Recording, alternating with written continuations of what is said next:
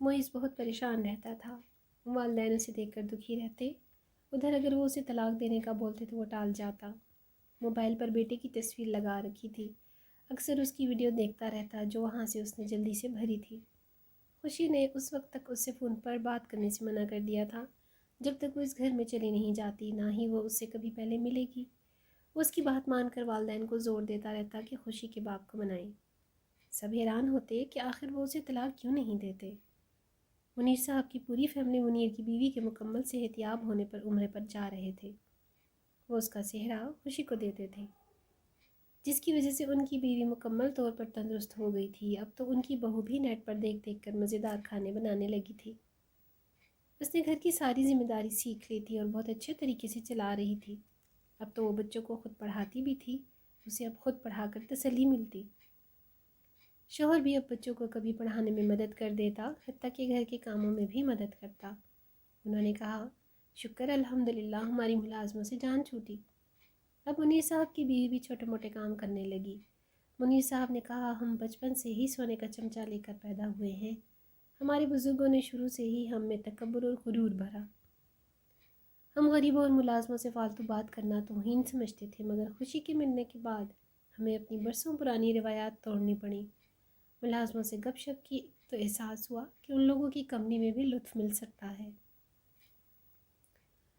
بعض تو ایسے عقل مند ہوتے ہیں کہ ان کے مشورے بھی کارآمد ہوتے ہیں، ان کی صلح و مشورہ بھی کبھی مفید ثابت ہوا۔ صرف غربت انہیں آگے بڑھنے نہیں دیتی۔ ان میں بھی کافی باصلاحیت اور ایماندار لوگ موجود ہوتے ہیں۔ کوئی چوری ہو بھی تو ہم صرف ملازموں پر ہی شک کرتے ہیں۔ یہ نہیں ہے کہ سب چور ہوتے ہیں یا سب چور نہیں ہوتے۔ اسی طرح امیر بھی تو چوری کرتے ہیں۔ گھپلے کرنا، ناجائز ذریعے سے پیسہ کمانا بھی چوری ہی تو ہے۔ 5 انگلیاں برابر نہیں ہوتی۔ اچھے برے لوگ ہر جگہ موجود ہوتے ہیں۔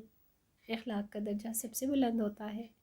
کسی کی طرف مسکرا کر دیکھنا بھی نیکی ہے، مگر غریب سلام کرے تو بمشکل ہونٹ ہلتے ہیں۔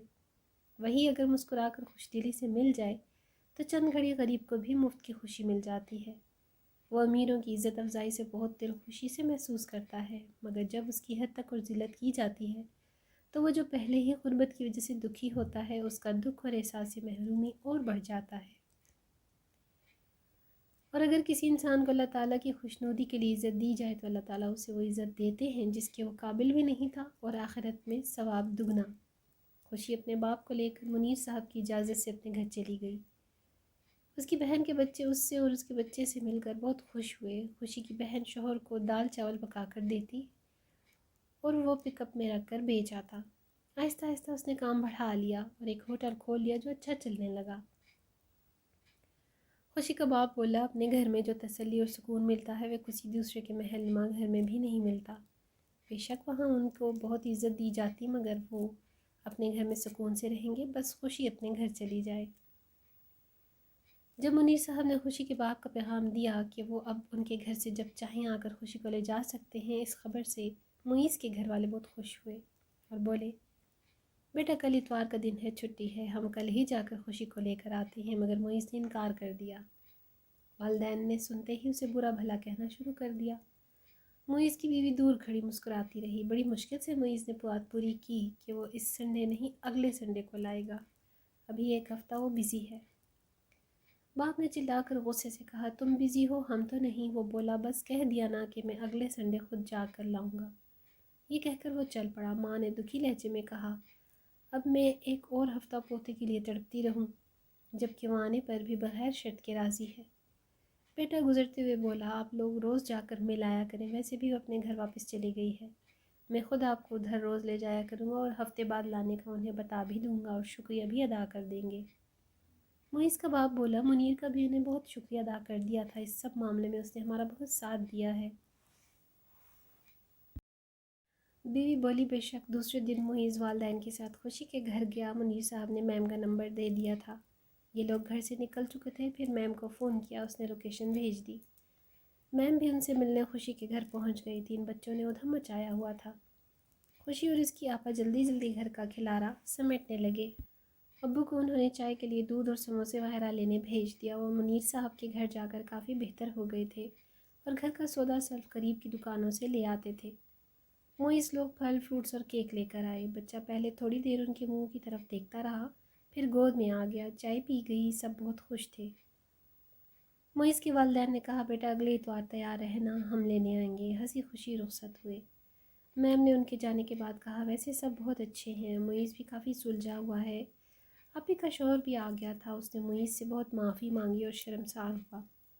मोइस के वालिदैन रोज़ वीडियो कॉल करके पोते से बातचीत करते।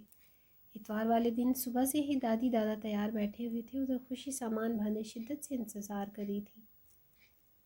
मोइस ने कहा, आप लोग अपनी ज़रूरत के कपड़े पैक कर लें, खुशी को मैं फ़्लैट में रखूँगा और आप लोग भी हमारे साथ रहेंगे। बाप ने गरज कर कहा, क्या बकवास कर रहे हो?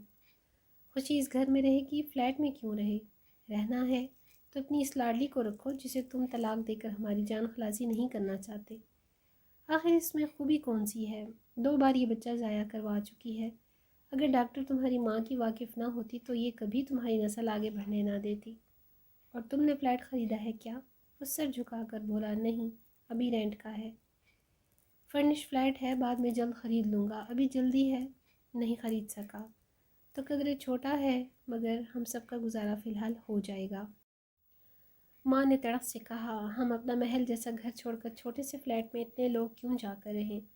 तुम्हारे भाई भाभी भी मुस्तकिल आने वाले हैं। अगर फ्लैट में रखना है तो इस बदबख्त को रखो ताकि हमारी इस मनहूस से जान छूटे।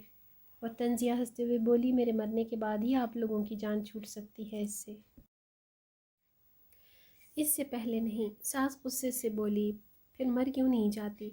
वो हंसते हुए बोली, वैसे कसम से आप लोगों को तंग करके मेरे दिल को बड़ा सुकून मिलता है। मैं तो पल पल अपनी तौहीन का इंतकाम ले रही हूँ। कैसे आप लोगों ने मेरे वालिदैन को मेरा रिश्ता ठुकराया था। फिर ख़ानदान में जो बातें की थी हमारे ख़िलाफ़ कि हम बहुत बुरे लोग हैं, हमसे तो आप पनाह मांगते हैं। फिर कैसी किस्मत ने आप लोगों को आपकी ही मर्ज़ी से हमारे ही पल्ले बांध दिया। सास गज़बनाक होकर बोली, तो क्या झूठ था? तुम लोग हो ही ऐसे, क्या खूबी है तुम में?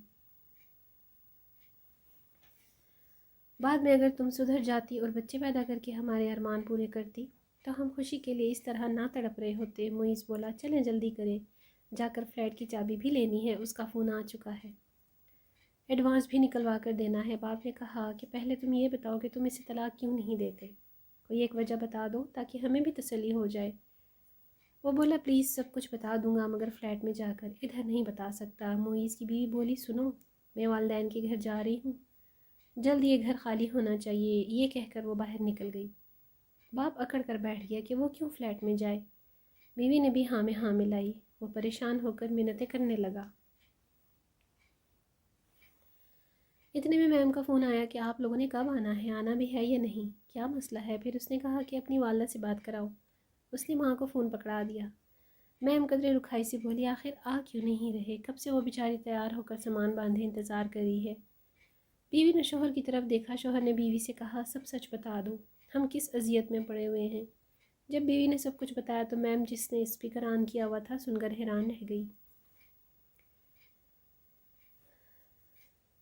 सब हैरान नज़रों से एक दूसरे को देखने लगे। इतने में मुइज़ को हॉस्पिटल से फ़ोन आया कि आपकी बीवी का एक्सीडेंट हो गया है, जल्दी पहुँचे। उसने वालिदैन को बताया। मैम अभी फ़ोन पर मौजूद थी, उसने भी सब सुन लिया। मुइज़ की वालदा एकदम बोली, या अल्लाह खैर। मैम ने हॉस्पिटल का पूछा।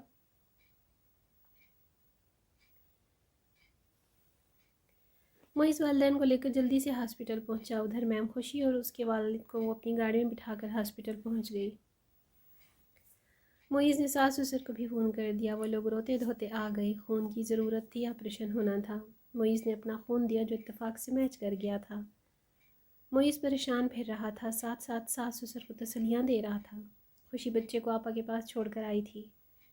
खुशी उसके वालिदैन को तसल्ली दे रही थी। ऑपरेशन हो चुका, वो होश में आ चुकी थी। सबको उससे मिलने बारी बारी जाने दिया जा रहा था। जब मुइज़ गया तो उसने नकाहत से भरी आवाज़ में अपने रवैये की माफ़ी मांगी। सास ससुर से भी माफ़ी मांगी। सब बाहर आ गए तो नर्स दौड़ती हुई आई और बताया कि वो मरीज़ फौत हो गई है। उसकी माँ धाड़े मार मार कर रोने लगी। सब रोने लगे और उसके वालिदैन को संभालने लगे। ये सब कुछ इतना अचानक हुआ कि किसी को समझ नहीं आई। खुशी को सास घर ले आई थी। उसकी डेड बॉडी उसकी वालिदैन की ख्वाहिश पर उनके गांव ले गए। معیز نے سب انتظام کیا۔ کل کے بعد اس نے ساس سسر سے کہا کہ آپ لوگ چلے میرے ساتھ رہیں گے۔ وہ روتے ہوئے بولے ہمیں معاف کر دینا، ہم اپنی بیٹی کی خواہش پر شہر میں شفٹ ہوئے، بیٹے اور پوتے پوتی کو چھوڑ کر آ گئے۔ اب ہم اپنے بیٹے کے پاس گاؤں میں رہیں گے۔ معیز جب گھر واپس آیا تو چہرہ مطمئن اور کھلا ہوا تھا۔ اپنے بیٹے کو گود میں لے کر جذباتی انداز میں بولا اب ہمیں کوئی جدا نہیں کر سکے گا انشاءاللہ۔ دادی پیار سے بولی آمین ثم آمین۔ خوشی کی طرف دیکھ کر پیار سے مسکرایا۔ وہ شرما گئی۔ ساس نے تجسس سے پوچھا اللہ تعالیٰ اس کی مغفرت فرمائے، کیا وہ تجھے بہت اچھی لگتی تھی؟ نہ تو اسے طلاق دیتا تھا نہ اسے گھر سے نکالتا تھا، ہمیں فلیٹ میں بھیج رہا تھا مگر اس لاڈلی کو گھر سے نہیں بھیج رہا تھا۔ اس نے وقت دیکھا اور بولا بھائی بھابھی کی فلائٹ آنے کا وقت ہو گیا ہے۔ ان سب باتوں کا جواب میں کل خوشی کے گھر والوں کو بھی دعوت پر بلاؤں گا اور سب سوالوں کے جواب دوں گا۔ معیز کے گھر والوں کے آنے سے خوب چہل پہل ہو گئی۔ دوسرے دن معیز نے باہر سے کھانا آرڈر کر دیا کہ لیڈیز آرام کریں۔ خوشی کے گھر والے بھی آ گئے۔